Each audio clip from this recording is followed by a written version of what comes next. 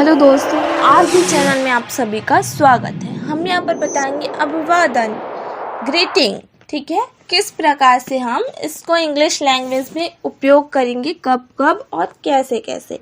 तो वीडियो के एंड तक बने रहिए, किस प्रकार से हमको किस चीज़ को कहाँ पर यूज करना है। ओके, तो चलिए स्टार्ट करते हैं। अभिवादन जीवन में अति आवश्यक है। यह एक ऐसी क्रिया है जिसकी प्रतिक्रिया तुरंत होती है तथा दोनों व्यक्तियों, करने वाले और जिससे की गई है, को प्रसन्नता प्रदान करती है तथा आगे बातचीत करने के लिए वातावरण उत्पन्न करती है। जब भी दो व्यक्ति आपस में मिलते हैं तो सर्वप्रथम वे एक दूसरे का अभिवादन करते हैं। उदाहरण के लिए हमारे हिंदू भाई नमस्कार शब्द का प्रयोग करते हैं, हमारे सिख भाई सत श्री अकाल का कहते हैं और हमारे मुसलमान भाई अस्सलाम वालेकुम कहकर एक दूसरे का अभिवादन करते हैं। संसार के प्रत्येक देश, प्रत्येक जाति और प्रत्येक आयु के लोगों में अभिवादन एक आवश्यक अंग बन गया है। हिंदी भाषा में अभिवादन का समय के साथ कोई संबंध नहीं है। उदाहरण के लिए हम प्रातः नमस्कार कर सकते हैं तो दोपहर को भी तथा संध्या समय भी, परंतु अंग्रेजी में अभिवादन समय के साथ बदल जाते हैं। उदाहरणतः जो अभिवादन प्रातः किया जाएगा वह दोपहर को नहीं होगा और जो अभिवादन दोपहर को किया जाएगा वह संध्या समय नहीं होगा। तो आइए हम अंग्रेजी भाषा के सभी अभिवादनों से अच्छी तरह परिचित हो जाए। देखो, हम कभी अभिवादन कर रहे हैं किसी को तो अंग्रेजी में बोलेंगे तो वो अभिवादन क्या हो जाते हैं, चेंज हो जाते हैं अंग्रेजी में बोलते समय, ठीक है। तो हम अंग्रेजी का यूज़ सुबह अलग होता है, शाम में अलग और रात में अलग यूज़ होते हैं, ठीक है। तो देखते हैं किस प्रकार से अभिवादन होगा।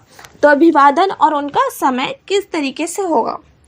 तो प्रातः काल से दोपहर के 12 बजे तक हम क्या चीज़ का यूज करते हैं, ठीक है। तो ये अक्सर सभी लोग जानते होंगे, आजकल व्हाट्सएप का ज़माना है तो मैसेजेस करते हैं जिससे कि बहुत कुछ जानकारी मिल रही है और उसके फ़ायदे हैं तो नुकसान तो है ही, होते ही हैं। तो चलो देखते हैं प्रातःकाल से दोपहर 12 बजे तक का समय।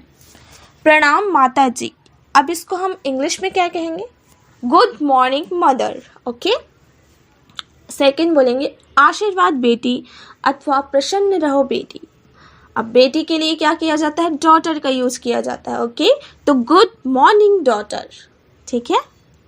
नमस्कार मित्रवर, अब यहाँ पर मित्र आ गए, मित्र को क्या कहेंगे, फ्रेंड कहेंगे, तो गुड मॉर्निंग फ्रेंड, ठीक है। इस प्रकार हम सभी के लिए प्रातः काल से लेके दोपहर 12 बजे तक हम गुड मॉर्निंग का यूज़ करते हैं। जैसे नमस्कार खाली बोल रहे हैं तो गुड मॉर्निंग, खाली गुड मॉर्निंग भी बोल सकते हैं। चरण वंदना गुरुदेव, अब यहाँ पर गुरुदेव तो सर, गुड मॉर्निंग सर। चिरंजीव रहो, गुड मॉर्निंग।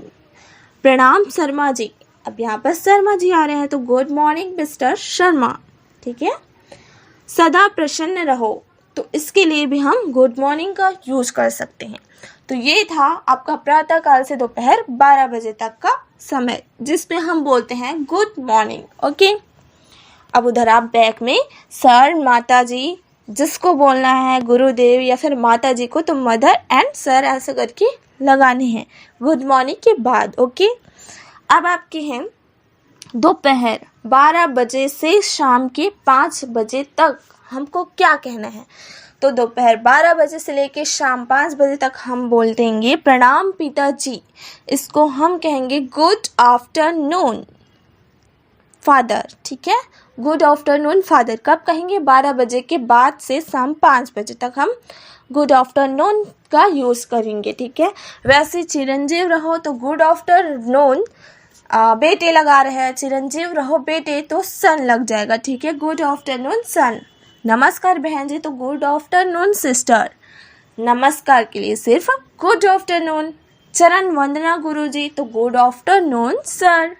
दीर्घायु हो, इसके लिए भी हम गुड आफ्टरनून का यूज करते हैं। नमस्कार श्रीमान जी तो गुड आफ्टरनून सर। श्रीमान जी, गुरु जी ये सब हैं तो उनके लिए सर का यूज किया जाता है। ओके, नमस्कार दोस्त, तो दोस्त क्या है, फ्रेंड है, तो गुड आफ्टरनून फ्रेंड। इस प्रकार से हम 12 बजे से 5 बजे तक का गुड आफ्टरनून का यूज़ करते हैं। ओके, अब आता है आपका शाम 5 बजे के बाद हम क्या कहेंगे। शाम 5 बजे के बाद क्या कहते हैं देखते हैं।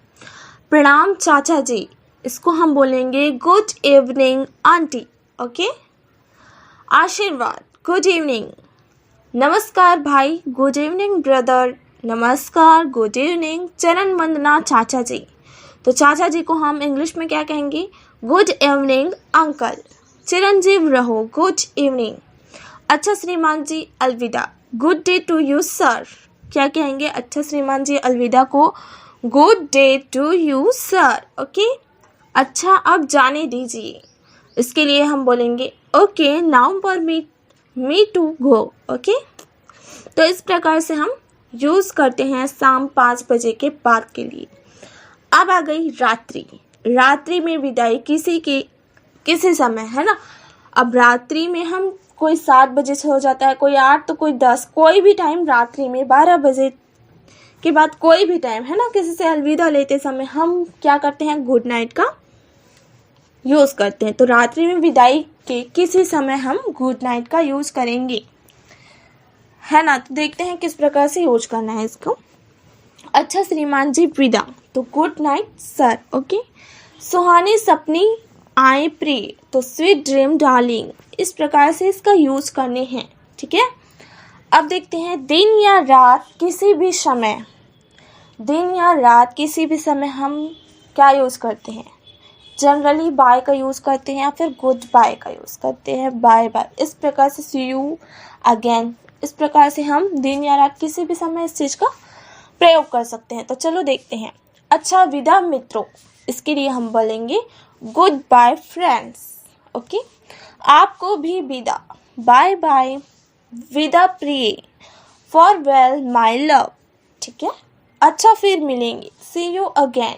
सी यू अगेन, अगेन मतलब मिलेंगे फिर से। ओके, सी यू अगेन, अच्छा फिर मिलेंगे। ओके, अब आते हैं आपका यात्रा पर जाते समय। अगर आप किसी यात्रा पर जाते समय बातचीत किसी से करते हैं, शुभकामनाएं देते हैं या फिर, तो किस प्रकार देंगे देखते हैं आएंगे, ठीक है। यदि आपका कोई सगा संबंधी अथवा मित्र बंधु यात्रा पर जा रहा हो तो आप उसकी यात्रा के लिए शुभकामना करते हुए कहेंगे भाग्य आपका साथ दे, तो wish you best of luck, ठीक है। कहीं आप जा रहे हो तो उसके लिए क्या बोलेंगे, wish you best of luck, भाग्य आपका साथ दे। सबसे अच्छा भाग्य हो, बेस्ट ऑफ लक, सबसे अच्छा भाग्य के लिए बोलते हैं बेस्ट ऑफ लक। ओके, कोई बच्चे एग्ज़ाम दिलाने जाते हैं तो बोला जाता है ना बेस्ट ऑफ लक, तो वही है गुड लक। गुड लक क्या है, अच्छा भाग्य हो, आपकी यात्रा सुखदायी हो, wish you a happy journey, ठीक है। आपकी यात्रा सुखदायी हो के लिए बोलते हैं wish you a happy journey, ठीक है। तो फिर से हम कुछ याद रखने वाली यहाँ पर कुछ बातें होती हैं जिसे आपको याद रखने हैं, इतने कुछ बताए हैं, तो चलो देख लेते हैं थोड़ा और, ठीक है। मान लो आप शाम 6 बजे किसी से मिलते हैं, ठीक है, तो मिलते समय आप गुड इवनिंग, शुभ संध्या ही कहेंगे, ठीक है। वो बताया था मैंने कुछ देर पहले कि शाम के समय 5 बजे के बाद गुड इवनिंग होते हैं, तो गुड इवनिंग जो कि होता है शुभ संध्या, ठीक है। तो 6 बजे के बाद मिलोगे तो गुड इवनिंग ही कहेंगे। और मान लीजिए आप थोड़ी देर बातचीत करके उस रात के लिए उससे बिछुड़ रहे हो, अगर आप थोड़ी देर बात करके उससे बिछुड़ रहे हो तब हम गुड नाइट का यूज़ करते हैं। सभी लोग मैसेज के थ्रू बात करते हो तो जाते वक्त गुड नाइट कहते हैं रात के टाइम, ठीक है। तो गुड नाइट, शुभ रात्रि ही कहना है। और यदि आप रात्रि 9 बजे किसी से मिलते हैं तो आपने उस वक्त गुड इवनिंग ही कहना है, क्योंकि आप उससे मिल रहे हो तो गुड इवनिंग ही कहेंगे। अगर वो जा रहा है तब वो गुड नाइट कहलाएगा। शुभ संध्या ही कहना होगा यदि उस वक्त संध्या नहीं बल्कि रात ही होती है और जब उससे विदा लेते हैं।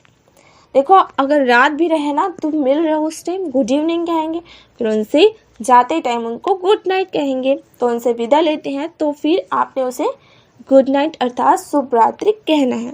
यानी शाम के समय जब मिले तो गुड इवनिंग और विदा ले तो गुड नाइट कहना है। ओके, अब सेकंड बात ये याद रखनी चाहिए कि अंग्रेजी एक विशाल कोश वाली भाषा है, ठीक है, इसलिए इसका एक ही शब्द कई चीज़ों के लिए प्रयोग हो सकता है। एक ही शब्द क्या है, कई चीज़ों के लिए प्रयोग हो सकता है। उदाहरण के लिए आप अंकल शब्द लीजिए।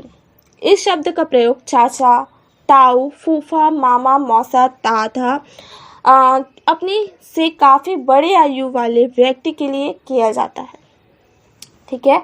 अपने से बड़े आयु वाले व्यक्ति के लिए कौन से शब्द यूज किए जाते हैं, अंकल, ठीक है। ठीक इसी प्रकार आंटी या फिर आंट, आंटी इसका प्रयोग चाची, ताई, मामी, फूफी, मौसी सभी के लिए किया जाता है आंटी शब्द का यूज, ठीक है। किसी पुरुष के लिए विशेष आदर सूचक शब्द होता है जो कि है सर, सर का प्रयोग किया जाता है आदर सूचक शब्द, ठीक है।